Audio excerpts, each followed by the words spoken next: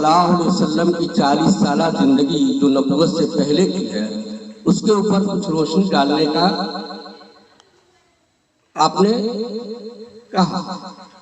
تو آپ کو یہ معلوم ہونا چاہیے کہ پیارے نبی صلی اللہ علیہ وسلم کی 40 سالہ زندگی جو نبوت سے سرفراز ہونے سے پہلے کی ہے، یعنی 571 عیسوی سے لے کر کے 610 عیسوی تک دنیا والوں کے سامنے مکمل طور پر روشن تھی۔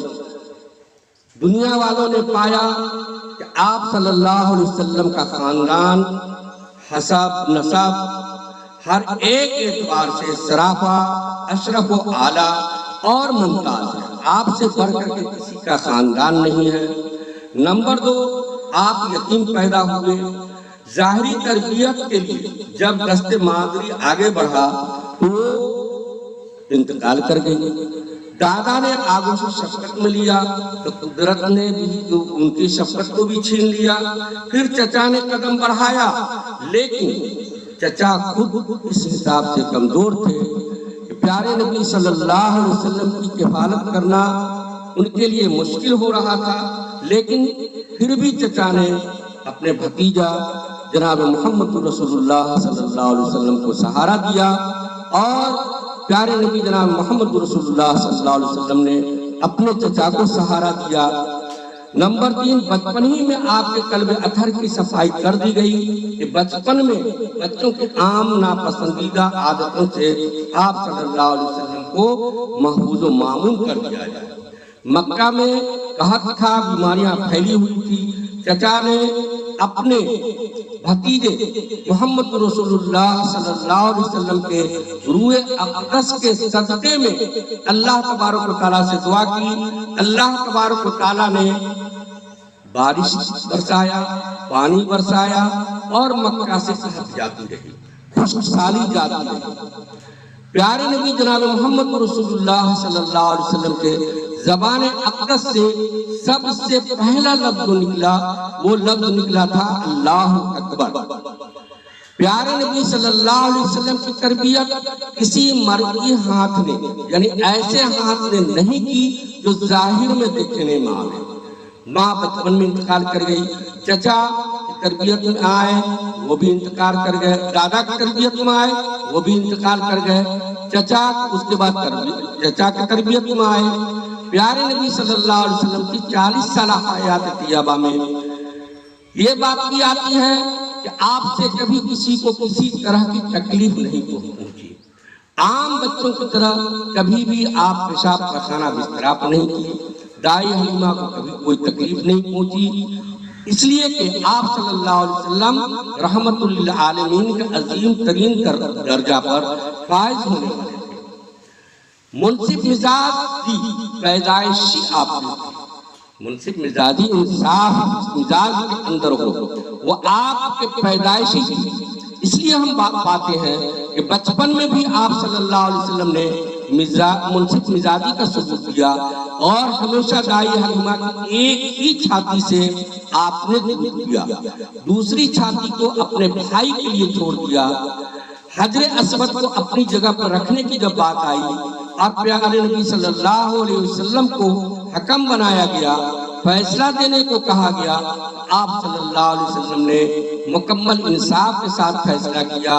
اس کے اندر کوئی بھی امتیاز آپ نے نہیں برتا، نہ اپنے ہی حق میں فیصلہ لے لیا، بلکہ ہر ایک کو حجر اسود کو اپنی جگہ پر لگانے کے لیے جو شرف حاصل کرنے کے دور میں لوگ شامل تھے، اس طریقے سے آپ نے فیصلہ کیا کہ ہر قبیلہ، ہر خاندان اس شرف سے مشرف ہو گیا۔ جوانی بیجا خواہشات سے پیارے نبی صلی اللہ علیہ وسلم بالکل پاک اور صاف تھے، اور جوانی کے دہلیز پہ جب آپ پہنچے اس وقت بھی آپ کا شق صدر کیا گیا، سینہ کو چاک کیا گیا، اور جوانی کے تمام آلائش سے سینے مبارک کو پاک و صاف کیا گیا۔ صداقت اور امانت آپ کے اندر ایسی تھی کہ قوم نے جوانی کے اندر آپ کو امین اور صادق کا لقب دیا۔ جوانی کی امنگوں کو ترک کرتے ہوئے آپ صلی اللہ علیہ وسلم نے ایک 40 سالہ ڈبل بیوہ خاتون سے آپ نے نکاح کیا، बड़ों की इज्जत और छोटों पर शफकत आप सल्लल्लाहु अलैहि वसल्लम का हमेशा मामूल रहा। शर्मो हया के आप पैकर थे, कभी कोई भी बेहयाई की बात प्यारे नबी सल्लल्लाहु अलैहि वसल्लम से सरजद नहीं हुई। यहाँ तक के प्यारे नबी सल्लल्लाहु अलैहि वसल्लम जब खाने काबा की तामीर हो रही थी, बचपने की उम्र थी, आप सल्लल्लाहु अलैहि वसल्लम के तहबंद खोल दिए गए। आप शर्म से बिल्कुल नीचे गिर गए और बेहोश हो गए। वफाए अहद के लिए प्यारे नबी सल्लल्लाहु अलैहि वसल्लम ने बड़ी से बड़ी कुर्बानियां दी। आपने सुना होगा कि एक मामला के अंदर प्यारे नबी सल्लल्लाहु अलैहि वसल्लम एक ही जगह 3 दिन 3 रात तक ठहरे रहे। ये 40 साल जिंदगी पूरी सादगी के साथ आप गुजारे और इसके साथ तमाम आपके साथी और रफ़ीक़ा जितने थे, दोस्त अहबाब जो भी थे, सब के सब आला व अरफा अखलाक के मीनार थे।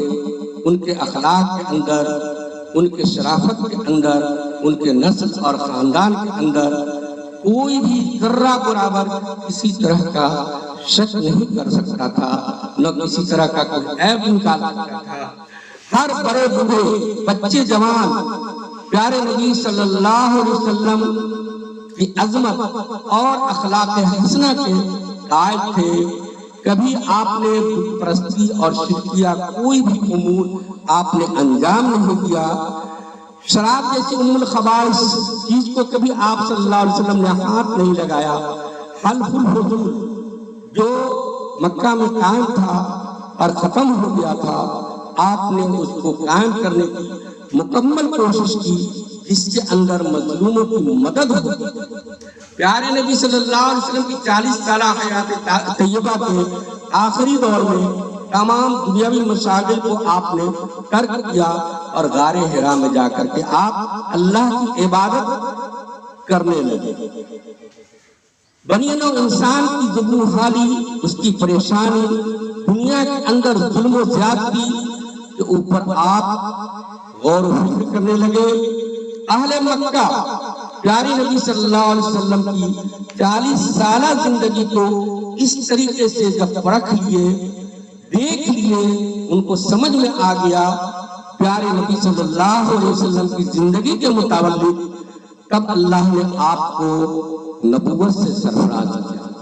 यही वजह है कि अल्लाह तबारक व तआला ने कुरान के अंदर अहले मक्का के मुताल्लिक कहा है, अहले मक्का को कहा है प्यारे नबी सल्लल्लाहु अलैहि वसल्लम के मुताल्लिक, यारिफूनहु कमा यारिफून अबनाअहुम, कि अहले मक्का, मक्का के लोग प्यारे नबी सल्लल्लाहु अलैहि वसल्लम को ऐसे ही जानते हैं जैसे कोई अपने बच्चे को जानता है।